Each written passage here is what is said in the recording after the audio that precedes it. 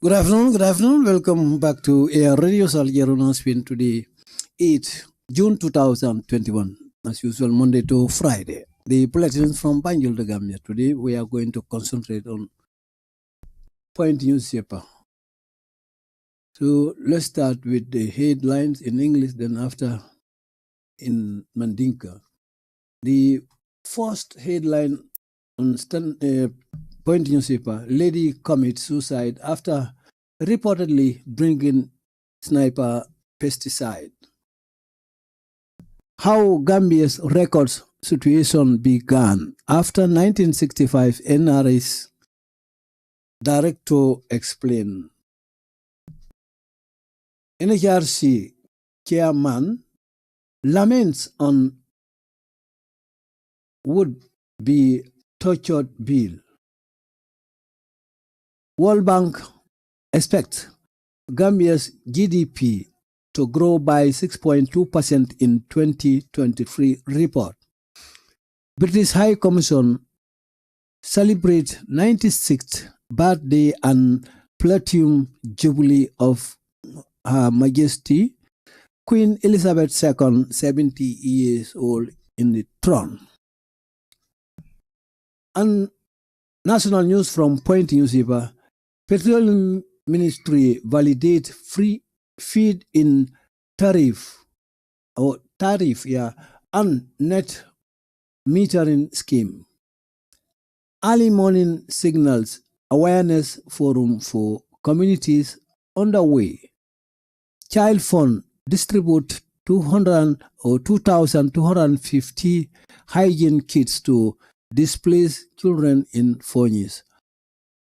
Hadi Gala College holds multi-stakeholders curriculum review validation. FDNF adopts new strategic plan for 2022 to 2025. So those are the news headlines, both international and national news from Point Newspaper. We've been to Standard Newspaper, but the online paper is not responding. We cannot have a redirection from Gambia.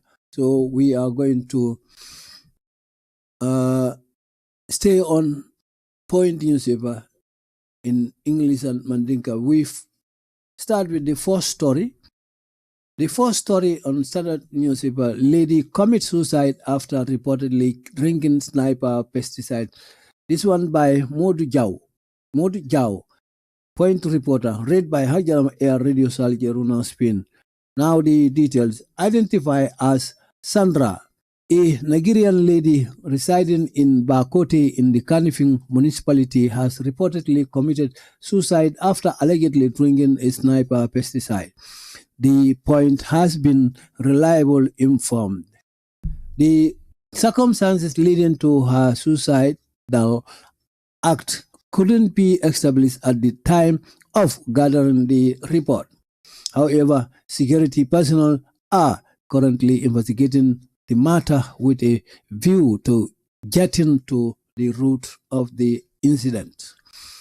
A source who is familiar with the matter and spoke to the Point on the condition of anonymity confirmed the development, claiming that the lady was pronounced dead at a nearby health center at Bakote. The incident, our sources added, occurred on Monday around 10 a.m. The matter was later reported to Bakote police station, who, upon receiving the information, acted swiftly to respond to the incident, our sources posited. The spokesperson of the Gambia Police Force, GPF Lamin Jai, and the police deputy spokesperson, Aliu Jamanga, couldn't be reached for comments at the time of going to press. Meanwhile, our reporter has been reliably informed that the body of the deceased is currently in Banjul for post-mortem. So That's the end of the story. Let's go back and see the other story. This one is from our NRS. The headline: How Gambia's records situation began after 1965. NRS Director explains. This one by Lamin P. Dabo, Information Officer at PMO. Now the details. The Director of National Record Service, NRS, has explained how first really attempt to address the record situation by the Gambia government began soon after independence in 1965. Mr. Bartholomew Marong made this revelation in a one-on-one interview with the information officer at PMO, where he dwelt on functions of his unit on Wednesday, 1st June 2022. It was the request of the Gambia government. The British Colonial Office seconded for 3 months a record officer, Mr. J. Smith, from the Colonial Office Record Section to the Gambia to assist the government in the establishment of a public records in Batos, Banjul now. To preserve its official records, Mr. Marong explained.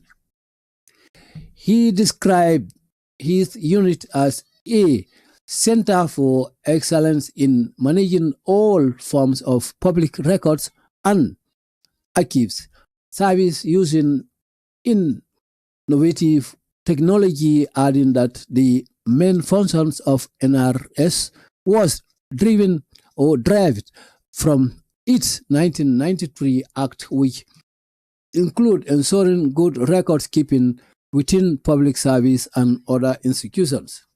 According to Mr. Marong, the NRS mandate also include the establishment and implementation of timely disposal of public records of no continuity value for preservation in the National Archives.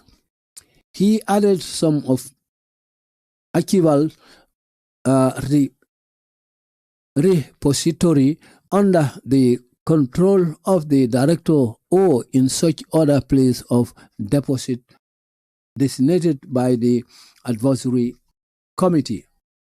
The unit also preserves and makes available for consultation public records in the National Archives or in any other archival repository under the control of the director, establishes and monitors professional standards within the service and conducts research into records storage, retrieval, rehabilitation, and dissemination. He informed that there was also 1986 legislation on the management of archives. Thus, the 1986 National Archives legislation limited not only to the management of public records at their archives stage. Mr. Marong explained that in July 1990, the Gambia government funded a small-scale project in cooperation with Overseas Records Management Trust, or RMT, the acronym. Now, International Record Management Trust, IRMT, the new name, to restructure the registry in the Office of the President as a model from which to draw lessons of best practice for the civil service. The achievements registered subsequently paved the way for a larger records management project, and the involvement of the UK Overseas Development become a component of the ODA administrative Reform Program (ARP) and a record management project subsequently set up early 1990 at PMO to underpin the ARP, Marong stated. The project recordings to Mr. Marong was aimed at developing uniform methods and procedures to be applied in all ministries within civil service and for coordinating the restructuring of the registers. Stay tuned. Don't worry. We'll be back momentarily after a short jingle.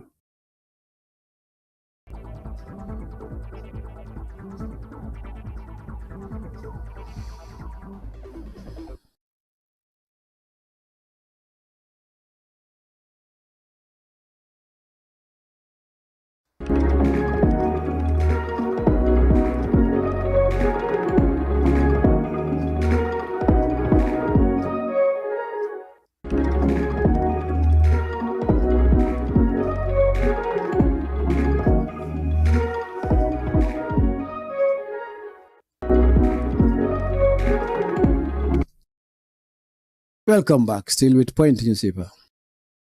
The headline, NHRC chairman laments on would-be tortured bill.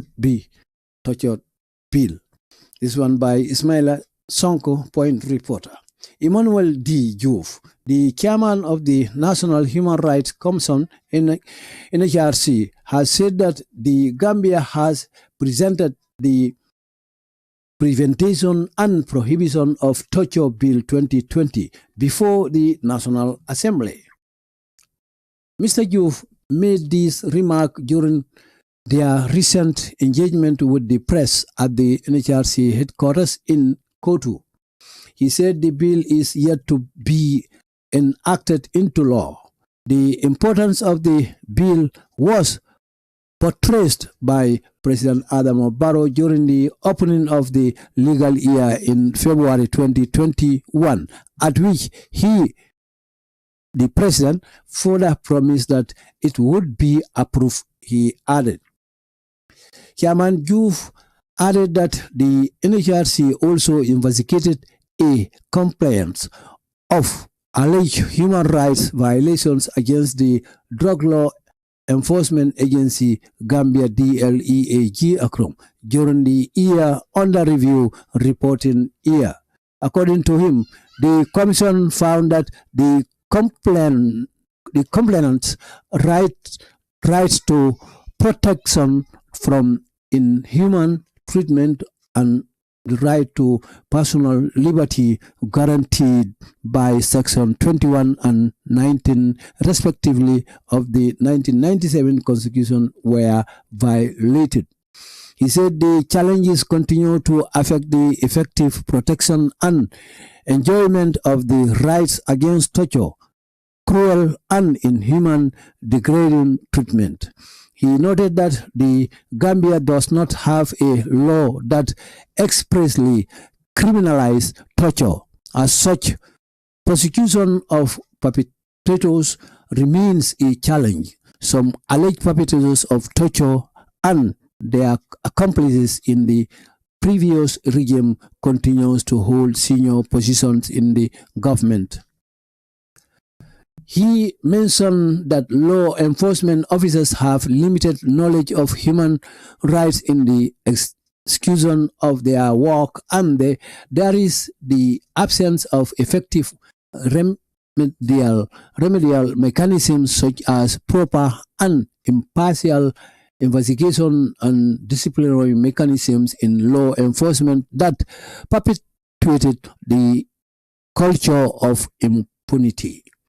He said, in collaboration with the police, the NHRC should support the design and implementation of relevant training on human rights-based approaches to policing and human rights in general, especially for officers of the anti-crime unit. Enact into law the Prevention and Prohibition of Torture Bill 2020 and ensure its popularization and effective enforcement and implementation, he said. He indicated that the Gambia government, through the Ministry of Interior, should improve the capacity of law enforcement agents on human rights and modern human rights-based methods of interrogation and interviewing. It ends. Stay tuned. Don't go. We'll be back momentarily after a short jingle.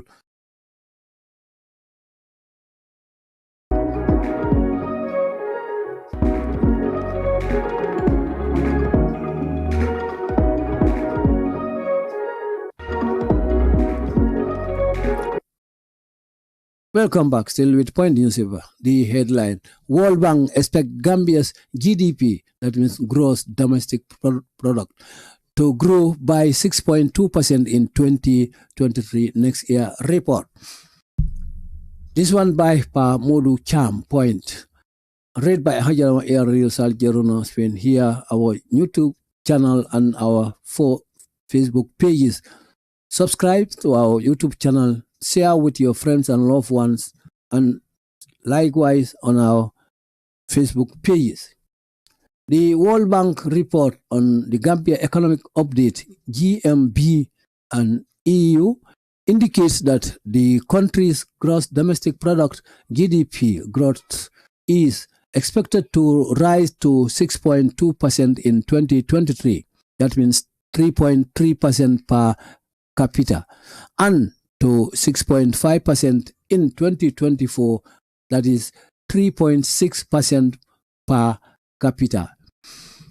Support by a rebound in services, increased industrial and agricultural activity, and the pandemic-induced adoption of digital technologies. The Gambia EU is an annual publication that provides an update on both economic developments and the development challenges facing the Gambia. However, the report further states that the economic growth will be muted due to the impact of the war in Ukraine on commodity prices and terms of trade over the medium term. It continued that the growth assumes political stability, a renewed focus on policy implementation, and normal weather conditions. On the demand side, it explained that growth is forecast to be driven by a sustained increase in private consumption and public infrastructure investment, adding the negative effects of the pandemic induced supply chain disruptions may still be felt, and with only 13.2% of the population fully vaccinated, the economy could be vulnerable to new COVID-19 variants. The report further says this could be compounded by further supply chain disruptions and rising basic food, energy and fertilizer prices because of the war. The economy is expected to grow as the pandemic recedes and vital sectors recover, driven by the return of tourism, continued foreign inflows, and large infrastructure investments. However, the outlook is depends by the global category of the ongoing Russia-Ukraine conflict, although its direct investment, tourism, and trade links with Russia and Ukraine are limited. The Gambia is a net importer of food, fertilizer, and fuel. The conflict is expected to drive up the cost of these imports and increase inflation. The real GDP growth is projected to reach 5.6% in 2022. That means 2.7 in per capita or capita terms. Capital terms, they call it. But in a short word, they call it capita. Compared to the pre-war forecast of 6.2%, the services sector is projected to grow by 7.2% in 2022.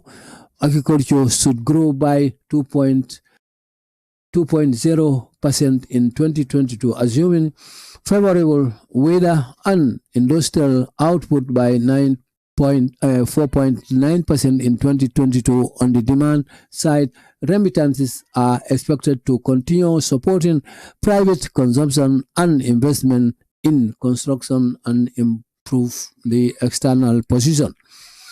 The report further states that the current account deficit, including grants, is forecast to widen to 12.3% of GDP in 2022. It continued that this increase reflects slower growth in service export driven by slowly recovery tourism receipts. Compared to pre-pandemic rates, while consumption and investment related imports grow and the price of wheat and oil are expected to increase. Supply disruptions are also expected to widen. The merchandise trade deficit remittances are projected to stabilize as the records high growth seen in the past 2 years is not expected to continue over the medium term. The current account deficit is projected to stay high, reflecting import-intensive public investment projects. However, exports will grow, supported by a rebound in tourism, albeit gradual, and revitalize exports. The deficit will likely be enhanced by FDI and capital transfer. Foreign exchange reserves are projected to hover at over 4 months of import. It ends here. Stay tuned. Don't go. We'll be back momentarily after a short jingle.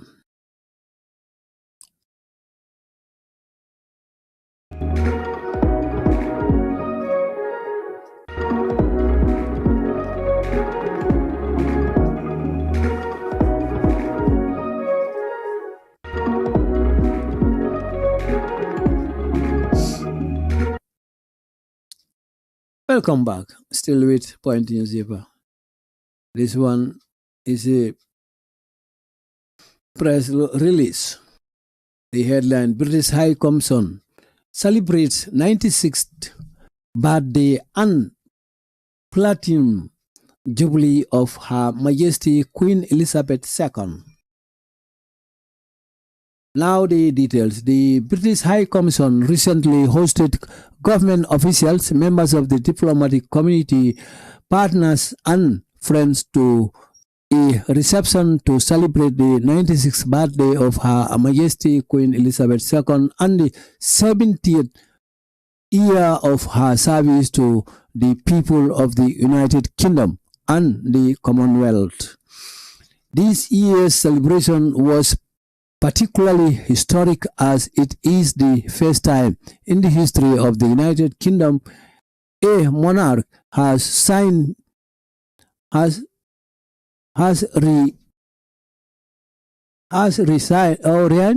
this long communities across the UK will be celebrating this momentous occasion. There will be 2,429 public events and 16,000 street parties. That's too much. Here in the Gambia, we join the celebrations by embracing occasions from around the UK and the Commonwealth, celebrating our diversity and values that unite us all. We are delighted to be joined by colleagues from the Nigerian and Sierra Leone High Commission who provided just with their delicious traditional cuisines.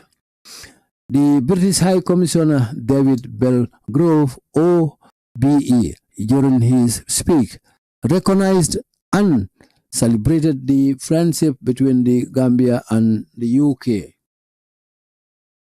During her reign, which started 13 years before Gambia's first republic, there have now been 3 republics and also 20 British High Commissioners and ambassadors and a couple of millions British tourists. I should like to take this opportunity to celebrate our enduring friendship with the Gambia from the many British tourists who arrive on these shores every year to a warm welcome and experience Gambian culture and diverse wildlife, to our cooperation on the international stage and our bilateral programs where, for example, our judges share their experience and knowledge. Our military train together side by side as they have for over 100 years these days to prepare for peacekeeping missions to combat PRC and international crime and the threat of extremism. Our brilliant Gambian Kevin scholars studied in the UK each year, returning to contribute to their country. Especially over this last year, we have worked closely together on the ever more urgent challenge and of climate change. I especially valued our cooperation on COP26 last year, where the Gambia set an example to the world with their commitment to reducing carbon emissions. I also applaud the domestic gains and peaceful progress the Gambia has made in recent years, especially the recent elections, the conclusion of the TRRC process, and especially the robust white paper response committing to implementing 99% of the recommendations. The United Kingdom has been pleased to support that process and will continue to do so. High Commissioner Belgrove thanked Standard Chartered Bank for their sponsorship and the British High Commissioner team for their hard work and making the event a huge success. It ends there. Stay tuned, don't go. Let's see whether there is another story. Those are the international news and the national news. Now, the other news below here are the national news. Let me see the first one. Petroleum Ministry validate feed in tariff and net metering scheme. This one by Ablai Nyoke. The Ministry of Petroleum and Energy, in partnership with stakeholders, recently validated the feed-in tariff and net metering (FITS) scheme at the uh, Tamala Hotel.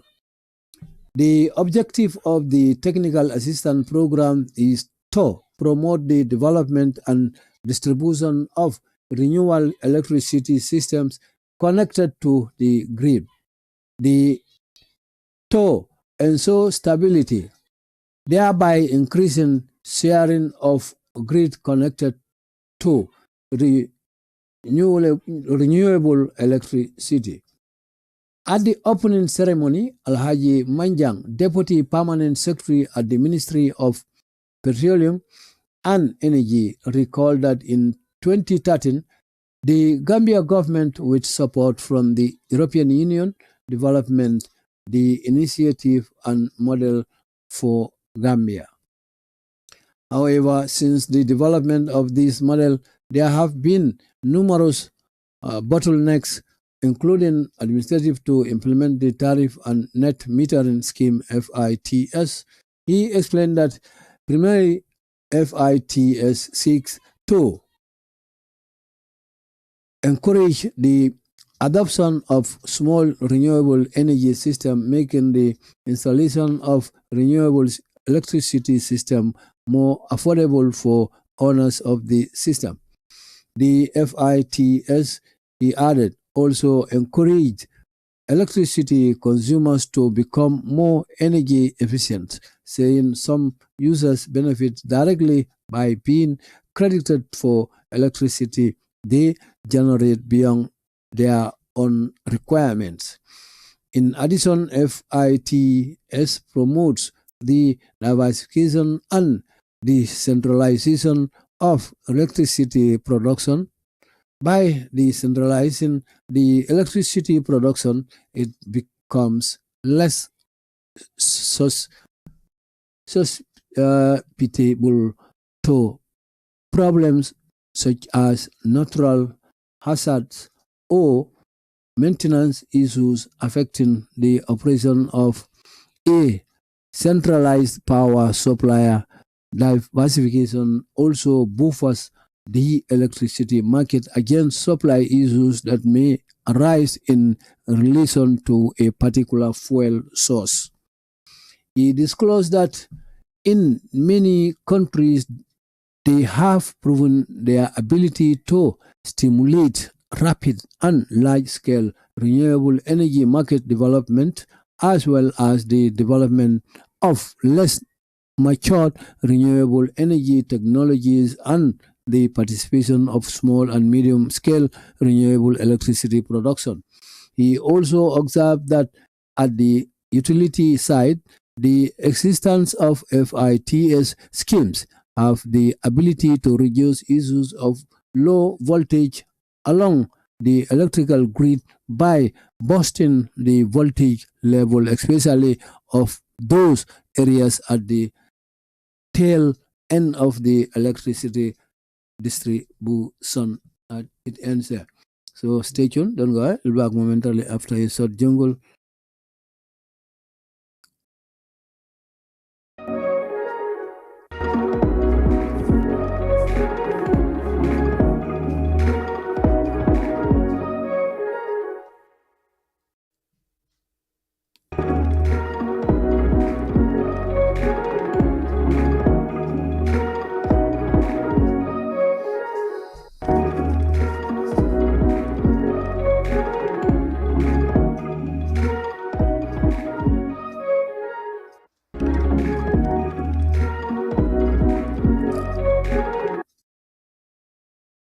Welcome back.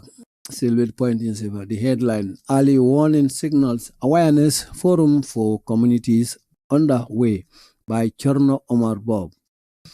The National Council for Civic Education (NCCE) is currently on community engagement forums to engage Gambians on early warning signal emerging at the community level.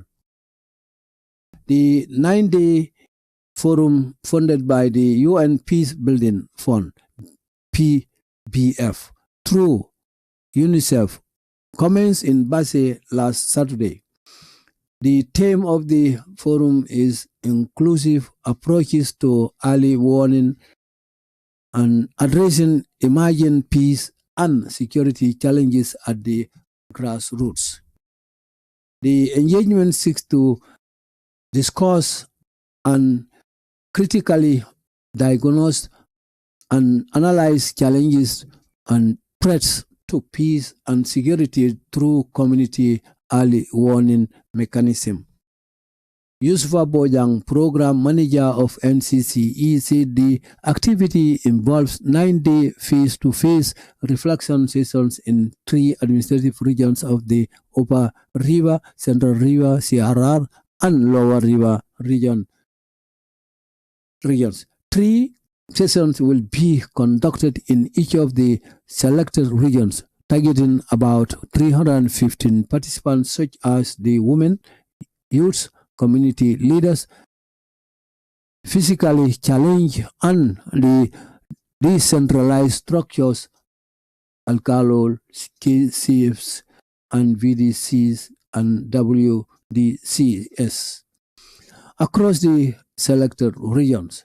The Gambia has made great gains in the consolidating of democracy since the removal of an authoritarian rule 5 years ago. However, this transitioning has presented new challenges such as widespread polarization characterized by the use of abusive language, hate speech, misinformation, provocative actions, intimidation, and confrontations in public discourse. Overcoming these challenges to place the country in a strong and stable democratic trajectory require inclusive and collective efforts by all and sundry, he added. Program Manager Bojang expressed optimism that the engagement would foster collaboration between the stakeholders, more importantly, enhance timely response to violent threats through early warning system, promote maintenance of peace and security, and social cohesion. So, a continuation, the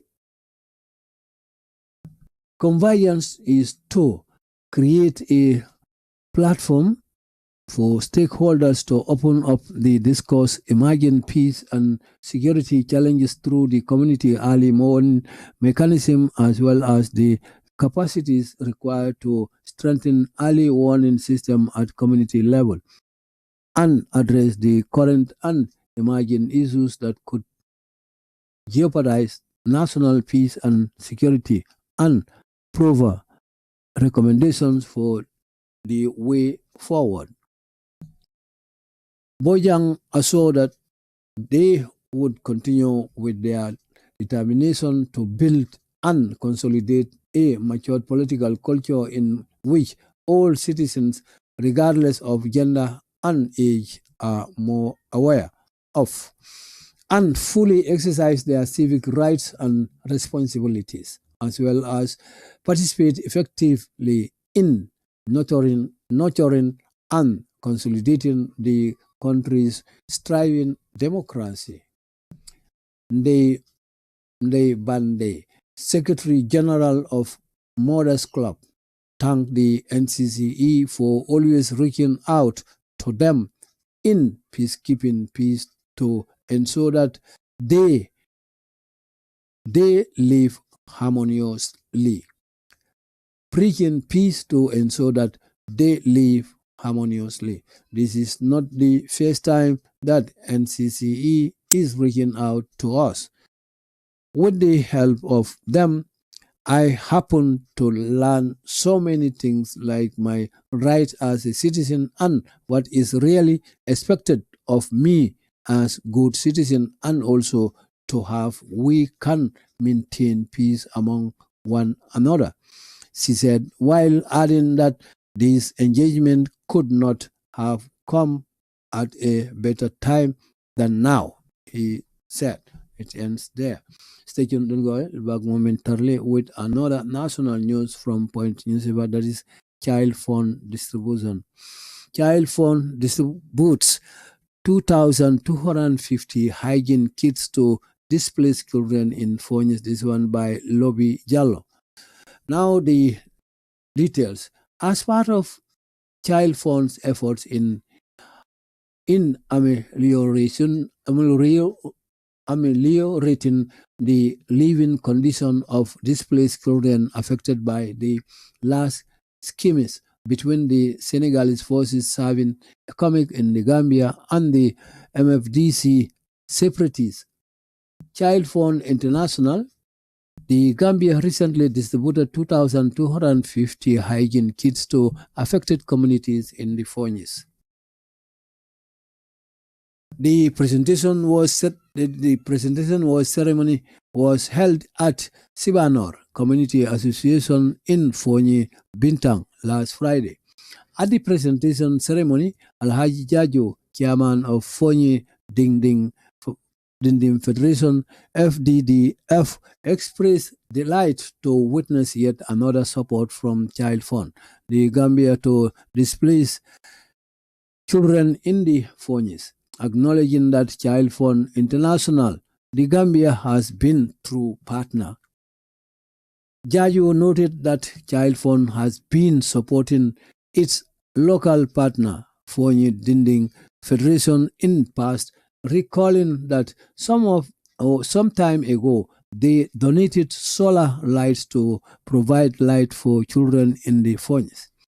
He commended Child Fund International, the Gambia, for generosity towards the development of communities. For her part, Musukuta Koma Ba, country director of Child Fund International, the Gambia expressed joy to present hygiene kits to the displaced children in the Phoenix.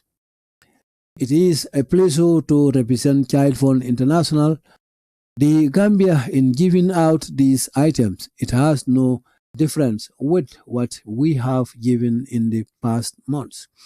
She revealed that Child Fund is working with the Ministry of Basic Secondary Education to have a GABEC garbage examination period postponed for the children in Phoenix to enable them catch up. As for almost a month, some of them haven't gone to school. So that is why we have asked for some time, and we are working on the schools to give them extra classes for grade 9, and they are now catching up, and we look forward to a very good grades, he said. Appreciating the gesture, Nyima, one of the beneficiaries from Fonyi Dinding Federation, thanked Child Fund International, the Gambia, and its local partner in Fonyi for what she described always coming to their aid during times of emergency by providing supports. These items are very much appreciated as well. As we all know, hosting IDPs, it's always a challenge, especially to share the little you have. These items would help reduce the burden on families and promote good hygiene and sanitation in this emergency situation. And that also answer. So stay tuned. We'll be back momentarily after a short jingle.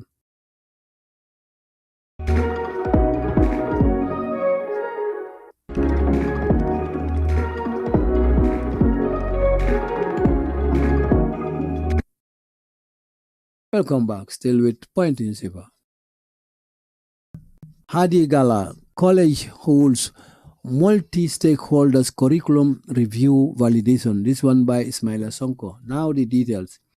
In a bid to ensure standard curriculum for students, Hadi Gala College recently convened a multi-stakeholders curriculum review validation at a ceremony held at the College Department of Health Science Latrikunda Savage campus.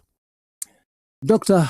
Haji K.T. Drame, president of Hadigala College, said the college has adopted the Harmonized West Africa Health Organization WHO nurturing curricula. He disclosed that the Economic Community of the West Africa State, ECOWAS, has set up a specialized health institution called the West African Health Organization, WHO, which seeks to provide leadership in all healthcare matters in the sub-region. The mission of WHO, he added, is to attain the highest possible standards and protection of health for the people in the sub-region through the harmonization of the policies of member states, pooling of resources, and cooperation with one another to ensure a collective and strategic combat against the health problems of the sub-region. The curriculum, he said, is competency community-based oriented and takes into consideration the current needs of the society and the students. In this regard, the nurturing curriculum is based on the semester and course unit system. The overall objective of the community health nurturing program is to contribute towards the improvement of the individual, family, and community health, and to achieve the attitude of healthy living and quality of life in the sub-region towards self-reliance, he said. At the end of the course, he said, community health nurses should acquire the knowledge, skill, and attitude to achieve the following specific cognitive, psychomotor, and affective objectives, among others. Hadigala College president revealed that the college has made thorough consultation with health experts and authorities at both national and international levels, including the Gambia Nurses and Midwives Council, the West African College of Nursery, the West African Health Organization, with regards to curriculum development and adoption. He said that after gathering sufficient information about training for nurses, training and practice in the Gambia and the sub-region, the college has adopted a ready-made harmonized nursing curricula developed by WHO. Mafuji Bojang, Registrar, Nursery and Midwifery Council, revealed that the curriculum review would help the college to have standard syllabus to determine its accreditation by the National Accredited Quality Assurance Authority, NAQAA. It ends there. Let's see whether there is another one left. That is FDNF adopts new strategic plan for 2022 to 2025. Now the details by Ali Jau of Point. The Francis Degola Njai Foundation, FDNF, last Friday adopted a new strategic plan to guide its activities from 2022 to 2025. The event was held at the Christian Council premises along MDI Road, Kanifing. The launch of the new strategic plan also coincided with the Foundation's 10th annual general meeting AGM. The foundation was established in 2006 by the family of the late Francis Degle Njai in commemorating his values of excellence and dedication to learning and service. The foundation seeks to contribute to the development of the educational system in the Gambia by providing financial support to outstanding science students, raise awareness about cancer, and support individuals and families affected by cancer. It also offers mentorship programs for young people, organize seminars and motivational lectures, as well as offers scholarships to students. Also, this new strategic plan aims to revise and restructure the foundation's operation methods, expand geographically coverage by decentralizing it in a bid to reach rural areas and to establish Francis Degue Njai Center for Excellence, amongst others. It ends here. So we have come to end of our newscasting. This is the last story from Point in Siba. So we will stop here. We will go back to standard for another session different from this if they are on their page, because of recently we've glanced on their page but it was not redirecting here, so maybe there is some technical failure. So we call it here end of the story. So stay tuned to remind you that you've been listening to AR Radio, Sal Geruna Spain. We call it a day for the moment.